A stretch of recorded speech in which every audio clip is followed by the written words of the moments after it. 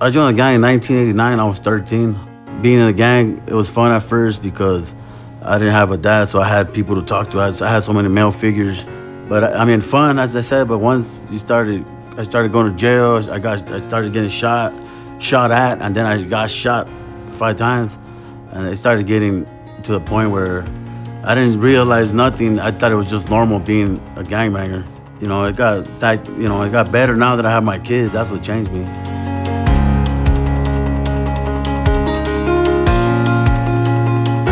I decided to move to Midland for my kids, basically, and to get away from not my gang member friends, but the arch rivals.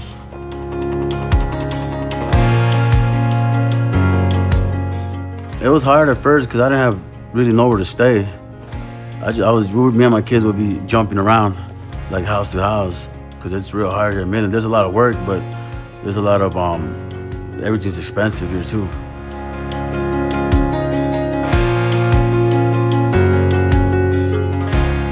And my neighbor seen the trouble I was going to, and he just said, "Hey man, I know about this program called Family Promise."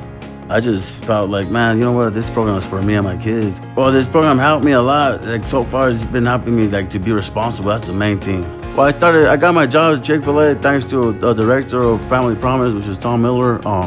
He told me there was gonna be a job fair at the college. I just like working at Chick-fil-A, man. It's like they're happy to see me when I get there.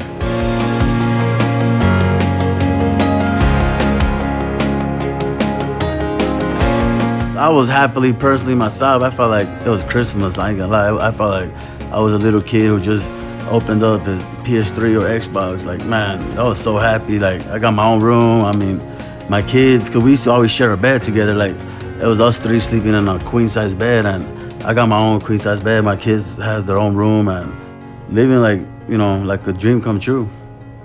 It's awesome.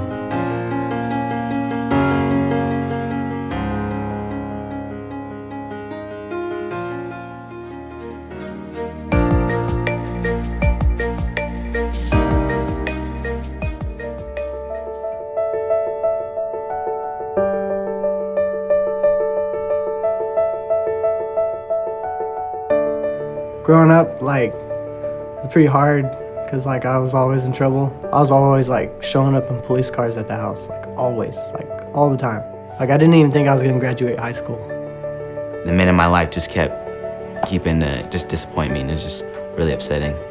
As for a father figure, I didn't have one too long in my life. They just seemed to keep walking out, or they just weren't really around.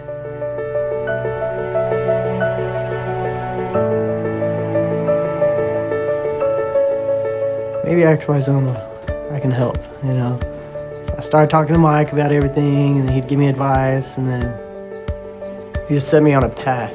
And I was like, dang, this is pretty cool, Maybe I can do this if I try. And then from there on out, my senior year, towards the end of my 11th grade year, I was like, I need to straighten out my life. And then it just kind of just took off from there, and it just changed everything.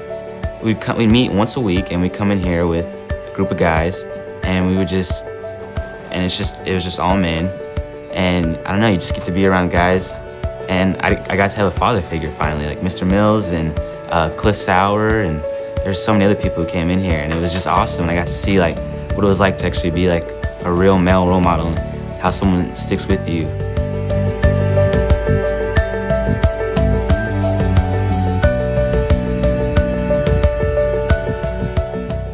What if I told you that you are great, you are awesome, that light exists in you, just waiting to blossom? What if I told you that you are so much more? Would you believe me, or say I'm a bore who'd rather ignore, but please wait and listen a little more? What is yours, mine, our deepest fear? What are we so afraid of? What do we truly fear? Is our deepest fear that we are inadequate, or is it that we are powerful beyond measure? Maybe it is our light, not our darkness, that most frightens us. So the overall point that I'm trying to make clear is how great you are, a fact you should not fear, because we are all meant to shine. It was God's gift from above, not just because, but out of His gracious love. So as I bring this to a close with all of my prose and all sorts of rhyme, I hope a seed has been planted in your mind. Now I pray that you have listened to my insight on a spark inside us all, our greatness, our potential, a light.